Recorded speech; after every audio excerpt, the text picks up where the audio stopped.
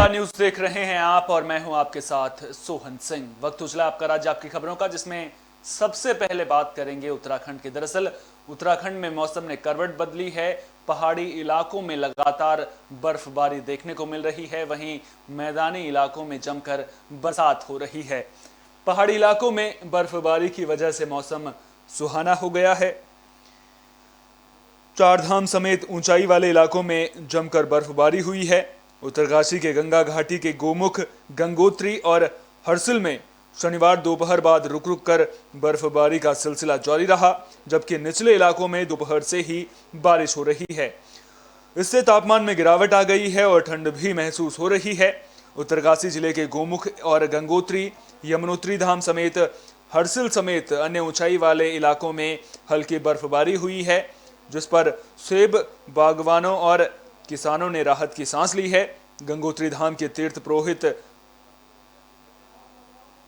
राजेश सेमवाल और सुधांशु सेमवाल ने बताया कि गंगोत्री धाम में शनिवार को रुक रुक कर बर्फबारी होती रही, जिससे तापमान में काफी गिरावट आ गई है। अचानक बदले मौसम के चलते बद्रीनाथ, हेमकुंड, रुद्रनाथ समेत जिले की ऊंचाई वाले इलाकों में शनिवार को जमकर हिमपात हुआ। जहां ऊंचाई वाली जगहों पर हिमपात लगातार शनिवार को जारी रहा, वहीं निचली घाटी और जिले के अधिकांश इलाकों में अच्छी बारिश होने से आग से धधकते जंगलों की आग बहुत हद तक बुझी है। तो आप नज़ारा देखिए, कितना बेहद खूबसूरत ये नज़ारा। हर ओर बर्फ की सफ़ेद चादर नजर आ रही है। ऊंचाई वाले इलाकों में लगातार बर्फबारी का सिलसिला जारी है, जिसकी वजह से मौसम लगातार सुहाना बना हुआ है। जो वादियां हैं वो बर्फ की सफ़ेद चादर में लिपटी नजर आ रही हैं और ये नज़ारा देखकर जो पर्यटक हैं उनके चेहरे पर भी खुशी देखने को मिल रही है। गंगोत्री धाम पूरी तरह से बर्फ की आगोश में नजर आ रहा है।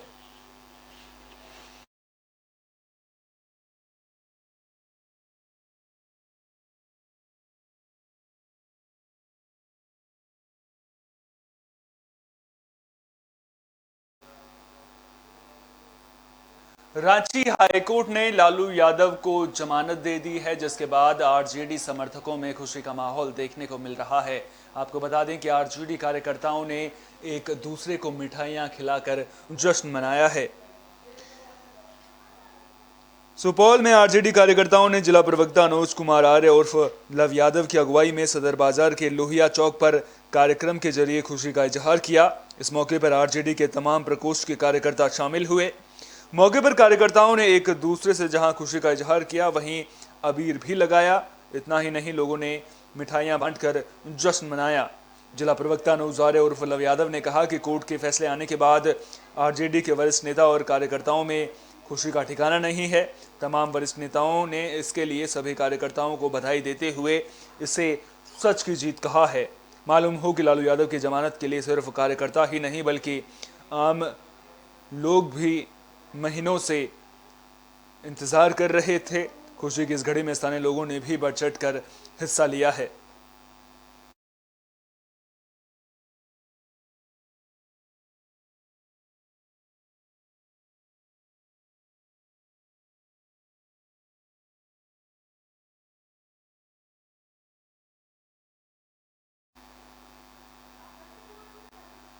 यूपी में जिंदगी पाबंदियों के पहरे में देखने को मिल रही है। दरअसल आज यूपी में लॉकडाउन की घोषणा की गई है, जिसके बाद 35 घंटे के इस लॉकडाउन के दौरान सड़कों पर सन्नाटा पसरा हुआ नजर आ रहा है। वहीं पुलिस प्रशासन भी लगातार मुस्तैदी बरत रहा है।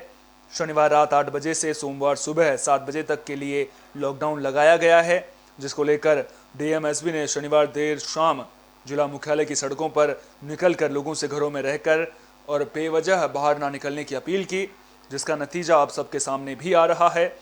महोबा जिले में लॉकडाउन का असर साफ तौर पर देखने को मिल रहा है। मुख्यालय की सड़कों पर सन्नाटा पसरा हुआ है। जो लोग जरूरी काम से बाहर निकल रहे हैं वो भी मास्क लगाए नजर आ रहे हैं। फायर ब्रिगेड की गाड़ियों ने सभी जगह सैनिटाइजेशन का काम किया है। आपको बता दें कि पूरे उत्तर प्रदेश में 35 घंटे का लॉकडाउन लगाया गया है। महोबा में भी इसका असर देखने को मिल रहा है। शनिवार शाम 7:30 से ही पुलिस ने लोगों से अपनी अपनी दुकानें बंद कर घरों में रहकर लॉकडाउन का पालन करने की अपील की, जिसका नतीजा ये रहा कि लोग 8 बजे से पहले ही अपनी अपनी दुकानों को बंद कर घरों में चले गए और जिंदगियां फिलहाल घरों में कैद नजर आ रही हैं।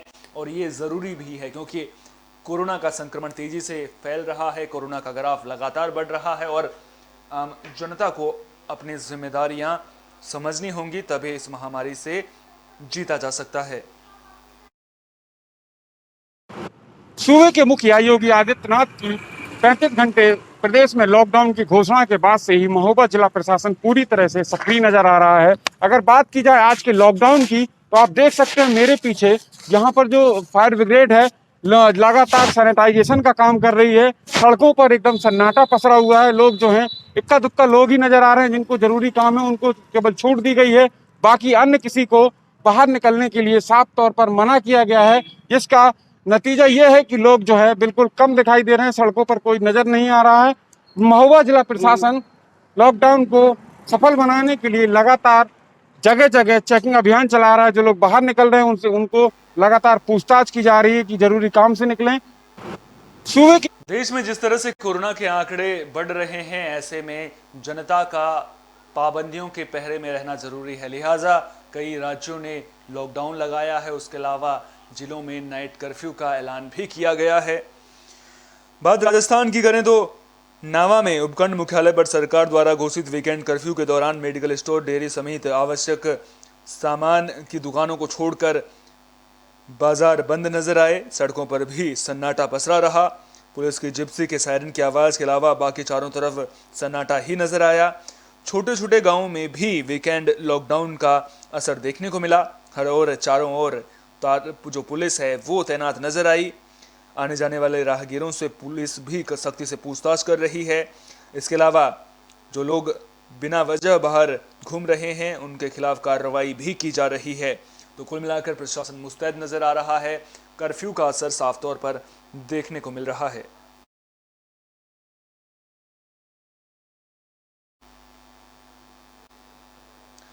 कोरोना को हराना है तो सावधानी जरूरी है। अगर लोग सावधानी नहीं बरतेंगे तो फिर पाबंदियों का पहरा तो लगेगा ही। लिहाजा उत्तराखंड में भी वीकेंड कर्फ्यू का लागू किया गया है। आपको बता दें कि वीकेंड कर्फ्यू उत्तराखंड में भी लागू किया गया है, जिसका असर धारचूला में भी देखने को मिल रहा है। प्रशासन पूरी मुस्तैदी से जुटा नजर आ रहा है। शहर में लाउड स्पीकर के जरिए लोगों को जागरूक किया जा रहा है। इसके अलावा केवल आपातकालीन स्थिति में यानी कि मेडिकल और अन्य कोई विषम परिस्थिति में ही आवागमन रहेगा, अन्यथा पूर्ण रूप से आवागमन बंद रहेगा। व्यवसाय, सभी तरह के सब्जी या अन्य व्यवसाय पूर्ण रूप से बंद रहेंगे।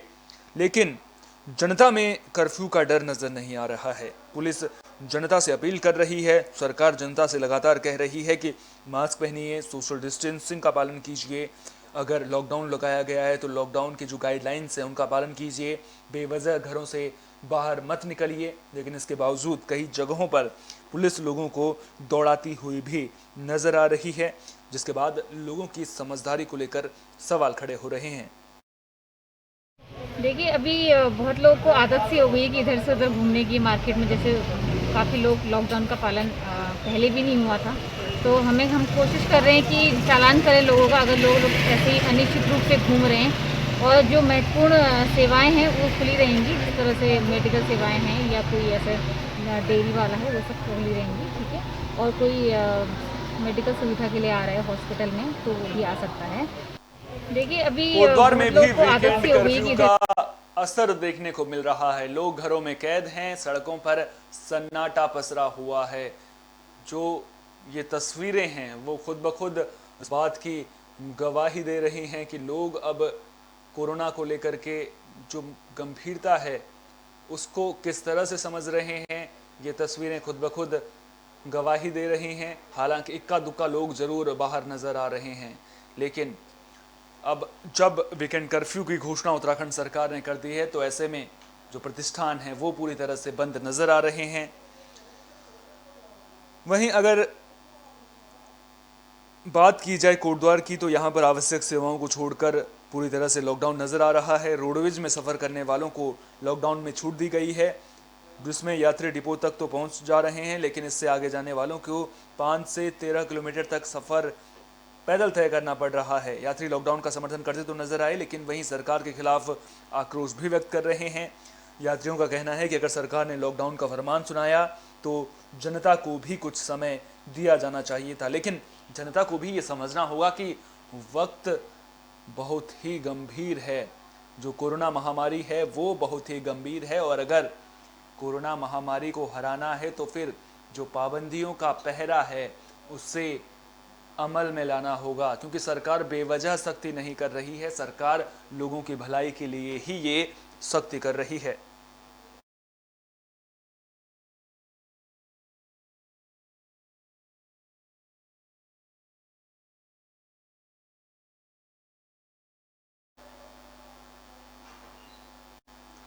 खबर नालंदा से है। दरअसल नूरसराय बीडीओ राहुल कुमार का कोरोना की वजह से निधन हो गया है। आपको बता दें कि कुछ दिनों पहले उनकी रिपोर्ट पॉजिटिव आई थी, जिसके बाद उन्हें अस्पताल में भर्ती किया गया था।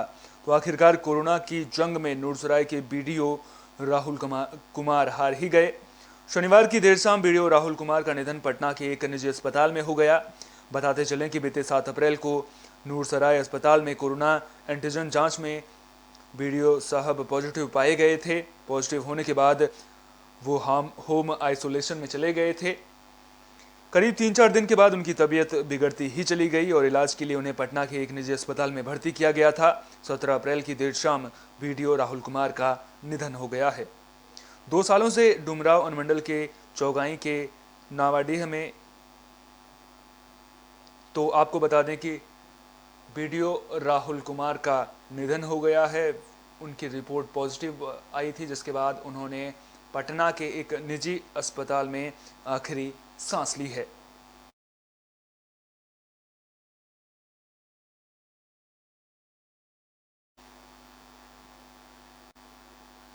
खबर बिहार के बक्सर से सामने आ रही है, जहां जल जमाव लोगों के लिए परेशानी का सबब बन गया है। जल जमाव की वजह से रास्ते से आने जाने वाले लोगों को परेशानी हो रही है, जिसके बाद इस समस्या का समाधान न होने पर लोगों ने प्रदर्शन की चेतावनी दी है। बक्सर जिले के डुमरांव अनुमंडल क्षेत्र के चौगाई गांव के 15 नंबर वार्ड के मुख्य रास्ते पर हो रहे जल जमाव से ग्रामीणों को काफी दिक्कतों का सामना करना पड़ रहा है। मुख्य सड़क तक जल जमाव 2 सालों से हो रहा है, जिससे मोहल्ले का जल जमाव अब काफी बदबू भी देने लगा है। आसपास रह रहे लोगों को महामारी फैलने की आशंका बनी हुई है। आलम यह है कि ग्रामीण कीचड़ से ही होकर आवागमन करने को मजबूर हैं। आपको बता दें कि यहाँ पर जल निकासी की व्यवस्था न होने से पहले से ही हालात दयनीय बने हुए हैं, लेकिन अब 2 सालों से नाली का पानी मोहल्ले की मुख्य सड़क पर लग रहा है। मोहल्ले के ग्रामीण जल जमाव से निजात के लिए प्रखंड के जनप्रतिनिधि और अधिकारियों से गुहार लगाते लगाते थक चुके हैं। उसके बाद मोहल्ला वासियों ने बक्सर जिलाधिकारी से भी गुहार लगाई, लेकिन आज तक मोहल्ले का जल जमाव को लेकर के समस्या का समाधान नहीं हो पाया है, जिससे ग्रामीणों को काफ़ी दिक्कतों का सामना करना पड़ रहा है। आपको बता दें कि ग्रामीणों ने समस्या का समाधान न होने पर प्रदर्शन की चेतावनी दी है। चौगाई पंचायत के नवाडी मोहल्ले के पानी का निकास अभी तक नहीं हुआ है। नल जल योजना से यहाँ के पानी दिन प्रतिदिन बढ़ती जा रही है। यहाँ का पानी एक निजी गड्ढे में लगभग सैकड़ों वर्षों से गिर रहा है, जो गड्ढे का पानी लबालब भर कर मुख्य सड़क पर आ चुका है। यहाँ के ग्रामीण जनप्रतिनिधि से लेकर जिला अधिकारी तक गुहार लगा चुके हैं, लेकिन इस जल जमाव का अभी तक निकास नहीं हुआ है। अगर इस जल जमाव का निकास नहीं हुआ तो यहाँ के ग्रामीण सब धरना देंगे। हमें तो डर है कि इस जल जमाव से कहीं कोई महामारी न फैल जाए। चौगाई पंचायत पंजाब के मोगा से एक बुजुर्ग महिला की हत्या का मामला सामने आया है। मिली जानकारी के मुताबिक नशे के एक आदी युवक ने महिला से पैसों की मांग की थी। जब महिला ने उसे पैसे नहीं दिए तो उसने उसकी हत्या कर दी। तो मोगा से ये सनसनीखेज खबर सामने आ रही है। मिली जानकारी के मुताबिक नशे के आदी युवक ने कुल्हाड़ी से वार कर बुजुर्ग महिला का कत्ल कर दिया। महिला के परिजनों ने बताया कि युवक लंबे समय से नशे का आदी था। उन्होंने बताया कि जब उनकी माता घर पर अकेली थी तो युवक ने नशे के लिए पैसों की मांग की, लेकिन जब उनकी मां ने पैसे देने से इनकार कर दिया तो उसने कुल्हाड़ी से वार कर उनकी हत्या कर दी।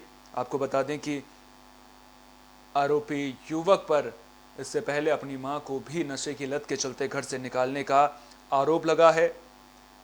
फिलहाल पुलिस ने मामला दर्ज कर जांच शुरू कर दी है और आरोपी की तलाश की जा रही है।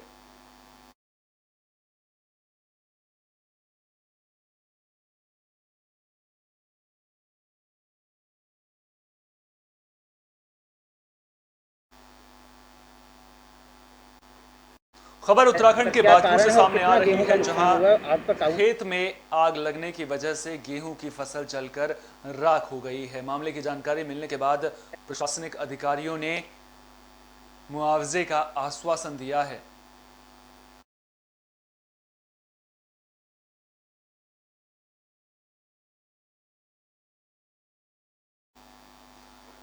बता दें कि करीब 100 एकड़ खेत में तैयार खड़ी गेहूं की फसल जलकर राख हो गई है, जिसके बाद अब प्रशासनिक अधिकारियों ने मौके पर पहुंचकर पीड़ित को आश्वासन दिया है कि प्रशासन की ओर से उन्हें उचित मुआवजा दिया जाएगा।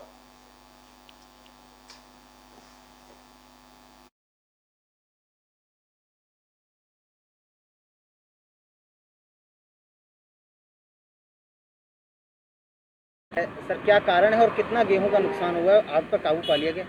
गेहूं आज जो है दिन में जो है किलाखेड़ा और लमगड़ा जो पड़ता है गांव के बीच से किलाखेड़ा में शुरू हुआ है आग ये, और करीब 70-80 एकड़ जो फैल गया, पूरे में फैल गया। अभी तो आकलन हो गया जरा कितने जला है, कितने में नुकसान हुआ है गेहूँ का।